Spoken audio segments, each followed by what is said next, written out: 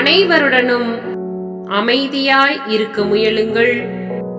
தூய்மையை நாடுங்கள். தூய்மையின்றி எவரும் ஆண்டவரை காணமாட்டார். தூய பவுல் எபிரேயருக்கு எழுதிய திருமுகம் 12வது அதிகாரம் 14வது இறைத்திருவசனம்.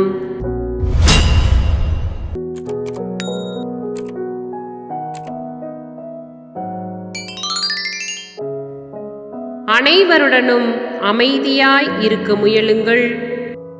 தூய்மையை நாடுங்கள். தூய்மையின்றி எவரும் ஆண்டவரை காணமாட்டார். தூய பவுல் எபிரேயருக்கு எழுதிய திருமுகம் 12வது அதிகாரம் 14வது இறைத்திருவசனம்.